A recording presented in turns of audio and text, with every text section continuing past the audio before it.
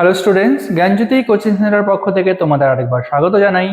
আমি রাজীব স্যার এবং আজকে আমরা আলোচনা করব নর্থ বেঙ্গল ইউনিভার্সিটির আন্ডারে তোমরা যারা ফার্স্ট সেমিস্টারের জন্য পড়াশোনা করছো তাদের জন্য পলিটিক্যাল সায়েন্স মেজর পেপার 2 এর আজকের আলোচনার বিষয় থাকবে যে significance of the preamble of India বা of the constitution of India. আচ্ছা, তো তার আগে তোমরা যারা আমাদের চ্যানেলে প্রথম এসেছো বা এখনো আমাদের চ্যানেলটিকে সাবস্ক্রাইব করনি তারা অবশ্যই চ্যানেলটিকে সাবস্ক্রাইব করো এবং পাশে থাকা বেল আইকনটিকে ক্লিক করে দিও যাতে আমাদের পরবর্তী ভিডিও নোটিফিকেশন তোমরা খুব সহজে পেয়ে যেতে পারো। এছাড়া তোমরা যারা আমাদের সাথে অনলাইনে যুক্ত হতে চাও বা আমাদের থেকে যদি কোর্স পারচেস করতে চাও তারা স্ক্রিনে যে দুটো নাম্বার তোমরা দেখতে পাচ্ছ এই দুটো নাম্বারে আমাদের সাথে সরাসরি যোগাযোগ করতে পারো। অনলাইন কোর্সের জন্য তোমাদের জন্য যে সুযোগ সুবিধাগুলো আমরা রেখেছি তোমরা এখানে পেয়ে যাবে live classes, high quality notes, recorded classes এবং 100% কমন সাজেশন। তাছাড়া মেজর স্টুডেন্টদের জন্য পুরো সেমিস্টারের কোর্স ফ্রি আমরা রেখেছি শুধু তোমাদের জন্য শুধুমাত্র 1199 এবং মাইনর স্টুডেন্টদের জন্য শুধুমাত্র 699। এছাড়া তোমরা যদি চাও তাহলে গুগল প্লে স্টোর থেকে আমাদের একটা অ্যাপ রয়েছে যেটা হলো পিস্টিকল এডুকেশন বলে, এই অ্যাপটা ডাউনলোড করেও আমাদের সাথে তোমরা যুক্ত হতে পারবে। তো চলো এবার মেন টপিকে আসা যাক। দেখো, ভারতীয় সংবিধানের প্রস্তাবনা কি রয়েছে, যে প্রস্তাবনা হলো সংবিধানের মুখবন্ধ, যেমন কোনো গ্রন্থের শুরুতে একটি ভূমিকা থাকে যেখান থেকে ওই গ্রন্থটিতে কোন বিষয়ের আলোচনা রয়েছে সেটা সম্পর্কে আমরা একটু আভাস পাই। ঠিক তেমনি ভারতের সংবিধানের প্রস্তাবনাও ভারতীয় সংবিধানের মধ্যে কি কি লেখা রয়েছে বা কি কি আলোচনা রয়েছে সেটার সম্পর্কে কিন্তু আমাদের একটু আভাস দিয়ে থাকে।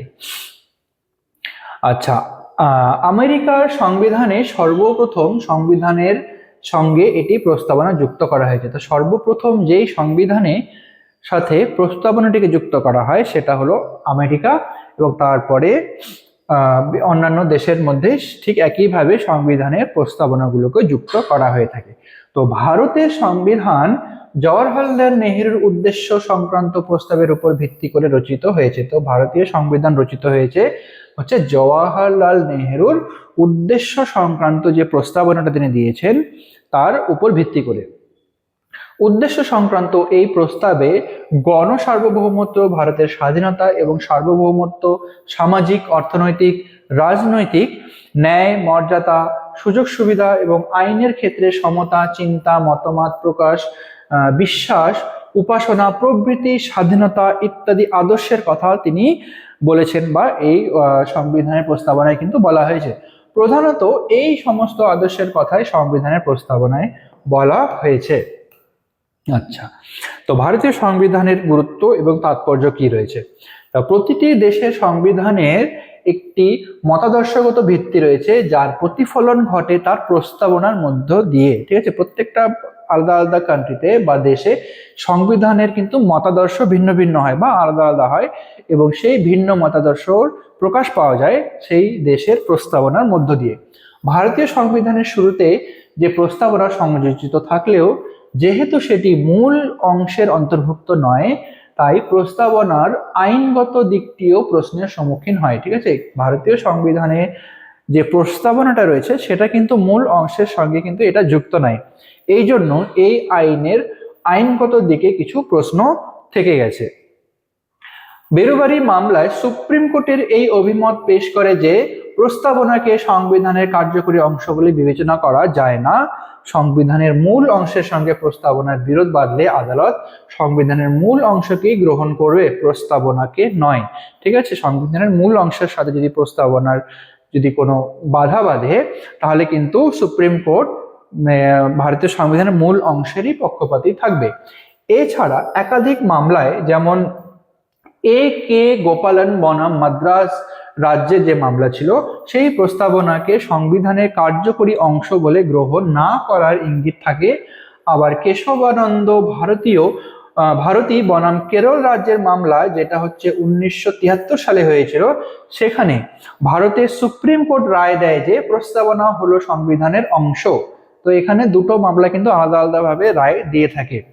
পণ্ডিত ঠাকুরদাস ভার্গব প্রস্তাবনার গুরুত্বকে স্বীকার করে নিয়ে বলেন যে প্রস্তাবনাই সংবিধানের মূল্যবান অংশ। ঠিক আছে, তিনি বলেন যে ভারতীয় সংবিধান যে প্রস্তাবনাটা রয়েছে সেটাই কিন্তু সংবিধানের মূল অংশ, এটি সংবিধানের প্রাণ, সংবিধানের চাবিকাঠি।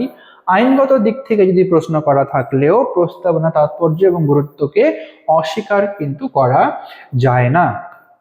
আচ্ছা, কি কি রয়েছে, কেন অস্বীকার করা যায় না? প্রথমত, প্রস্তাবনা সংবিধানের আইনগত এবং নৈতিক দিকের প্রতিফলন ঘটায়। এখানে প্রথমত যে কারণটা রয়েছে সেটা হলে ভারতীয় সংবিধানে প্রস্তাবনা রয়েছে সেটা আইনগত এবং নৈতিক দিকের প্রতিফলন কিন্তু এখানে দেখা যায়। দ্বিতীয়ত, সংবিধানের উৎস, বৈশিষ্ট্য, উদ্দেশ্য এবং নীতি সম্পর্কে ইঙ্গিত দেয় কিন্তু এই প্রস্তাবনা।